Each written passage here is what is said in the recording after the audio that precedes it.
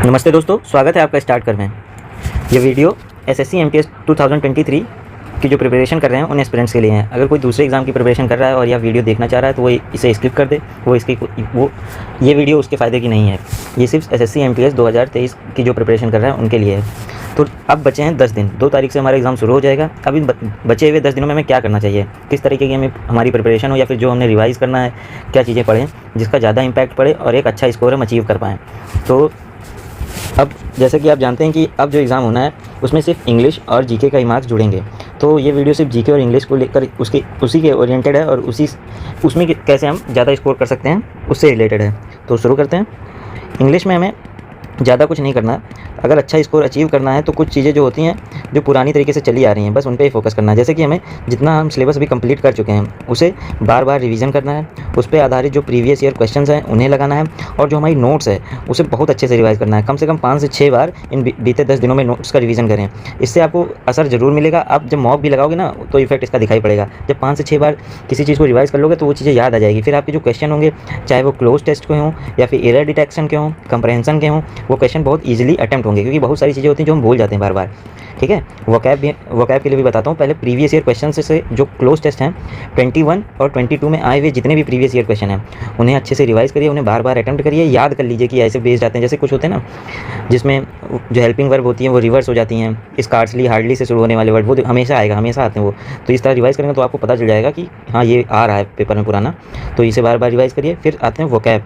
22, 21 और 20 में आए हुए वोकैब के सारे question, one word substitution, synonym, antonym और इडियम फ्रेजेस, ठीक, इन्हें एकदम घोल कर पी जाइए क्योंकि जो क्वेश्चन आएंगे वो इन्हीं में से आएंगे, कोई अलग से कुछ नहीं बनता।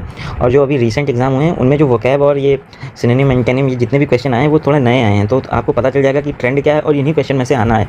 ठीक है, तो ये पहले पूरा कंप्लीट करिए और ये 10 दिन का है। इसमें अब यही नहीं कि एक ही दिन में सारा कंप्लीट करना है, आपको 5 से 6 दिन लगाइए और सारा कंप्लीट करिए। बार बार रिवीजन करिए, 10 बार रिवीजन करिए, ठीक। और मॉक भी दीजिए। मॉक ज़्यादा नहीं देना है, सिर्फ 25 तारीख तक आपको 5 मॉक देने हैं, उसके बाद कोई भी मॉक देने की ज़रूरत नहीं है, ठीक। क्योंकि अगर नंबर कम आते हैं तो उसका मेंटल प्रेशर जो क्रिएट होता है वो अलग सिचुएशन में पहुंचा देता है, ठीक। मॉक दीजिए। 25 तारीख के बाद कोई भी मॉक देने की ज़रूरत नहीं, सिर्फ एनालाइज़ करिए कि मॉक में कहाँ गलती हुई, कौन से क्वेश्चन गलत हुए, उन्हें अच्छे से कवर करिए। और बार बार 40, 50, 100, 1000, 1 करोड़ बार जो सिलेबस कंप्लीट किया है उसका रिवीजन करिए। ये बहुत ज़्यादा इंपॉर्टेंट है, ठीक है। तो इंग्लिश में सिर्फ इतना कर लीजिए, मोर देन सफिशिएंट है। हाँ, तो अब जनरल नॉलेज के लिए जो क्या कहते हैं इंपॉर्टेंट टॉपिक हैं या फिर जिन चीज़ों पे आपको फोकस करना है इन 10 दिनों में वो कुछ इस तरीके के हैं। जैसे जनरल नॉलेज वो हमारा 3 से 4 सेक्शन में डिवाइड होता है। तो पहला सेक्शन हम अपना करंट अफेयर से रिलेटेड देखेंगे कि करंट अफेयर का कितना प्रभाव रहेगा। तो आप बात मानिए कि जब पिछले साल मैंने एग्ज़ाम दिया था तो उसमें करंट अफेयर्स के जो करंट से रिलेटेड क्वेश्चन थे वो 6 से 7 क्वेश्चन थे, मतलब बहुत ज़्यादा इम्पैक्ट था उसका। हाँ, क्वेश्चन थोड़ा ईजी थे लेकिन हाँ काफ़ी ज़्यादा क्वेश्चन थे उसके, स्टैटिक जीके की अपेक्षा या फिर जनरल साइंस की अपेक्षा।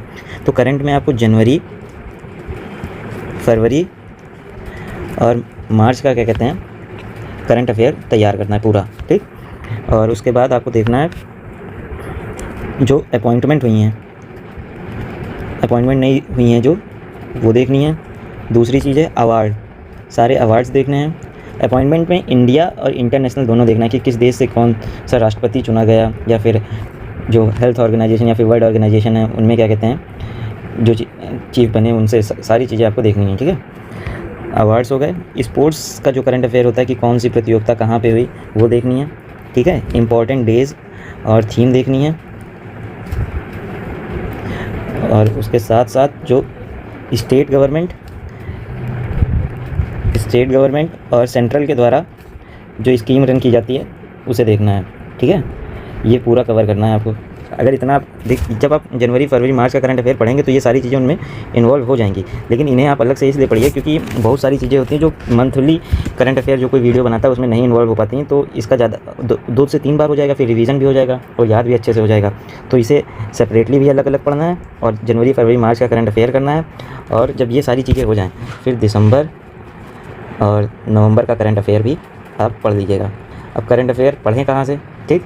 तो उसके लिए कुमार गौरव सर हैं, बहुत अच्छा पढ़ाते हैं वो, तो 1-2 घंटे में वो पर मंथ का कवर कर देंगे। तो कुमार गौरव सर से आप करंट अफेयर ख़त्म कर लीजिए। कोई बुक से पढ़ना चाहता है तो उसके लिए है क्या कहते हैं स्पीडी खरीद लीजिए और उससे कवर कर लीजिए, ठीक है। तो ये आपका करंट अफेयर हो गया। अब इन सारी चीज़ों के बाद एक क्या कहते हैं डांस फॉर्म प्लस क्या कहते हैं फेस्टिवल प्लस फेमस पर्सनालिटीज़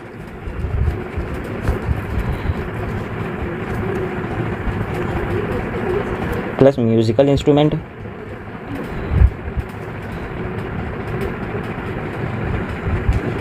ठीक है, म्यूज़िकल इंस्ट्रूमेंट उनसे रिलेटेड पर्सनालिटीज़, ठीक है। और फेस्टिवल और स्टेट हो गया, डांस हो गया, फेमस पर्सनालिटीज़, म्यूज़िकल इंस्ट्रूमेंट और मंदिर निर्माण की शैली, ठीक है। नागर शैली है, द्रविड़ शैली है, ये चीज़ें 3 शैलियाँ होती हैं, उन पे ही बेस्ड है, ठीक है। तो ये कवर कर लीजिएगा। ज़्यादा से ज़्यादा क्वेश्चन जो बनेंगे स्टैटिक के वो इससे ही बनेंगे। फिर उसके बाद में सब्जेक्टिव चीज़ें जो हैं, जैसे सब्जेक्टिव में आप सबसे पहले आप साइंस में देखिए, अब ज़्यादा टाइम नहीं है इस वजह से आपको सबसे पहले करना है विटामिन, उसके बाद आपको करनी है डिजीज़ेस, ठीक है।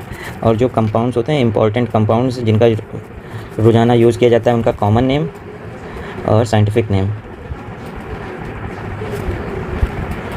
इतना कुछ कर लीजिएगा, common name plus scientific name. और क्या कहते हैं लेंस जो होते हैं उनका यूज़, कौन से लेंस का कहाँ यूज़ होता है वो, ये साइंस में इतना पढ़ लीजिएगा। हिस्ट्री में एंसेंट और वो मतलब ज़्यादा डीप जाने की ज़रूरत नहीं है, सबसे पहले मॉडर्न पढ़िएगा अच्छे से। उसके बाद क्या कहते हैं मुग़ल पीरियड पढ़ लीजिएगा, क्योंकि मेडवल से मुग़ल पीरियड ही इंपॉर्टेंट है। दिल्ली सल्तनत पढ़ लीजिएगा और फिर उसके बाद एंसेंट हिस्ट्री पढ़िएगा पूरी, इंडस वैली सिविलाइजेशन, क्योंकि जो अब मॉडर्न ट्रेंड है एसएससी का, जो एनटीए क्वेश्चन पूछ रहा है वो एंसेंट हिस्ट्री से ज़्यादा पूछ रहा है, तो इसमें आप इंडस वैली सिविलाइजेशन, ठीक, प्लस जो मगध एज थी वो सारी डायनेस्टी कवर कर लीजिएगा, इम्पोर्टेंट राइटर्स और बुक,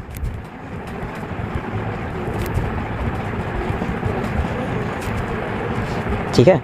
इतना सब करने के बाद किसी भी कोई भी ऐप या फिर कोई भी बुक से पीवाईक्यू जो पुराने आए हुए हैं जीके में जो स्टैटिक से रिलेटेड हैं 2019, 2020, 2021 और 2022 से जो स्टैटिक से रिलेटेड क्वेश्चन आए हैं इन्हें अच्छे से पूरा कवर कर लीजिएगा।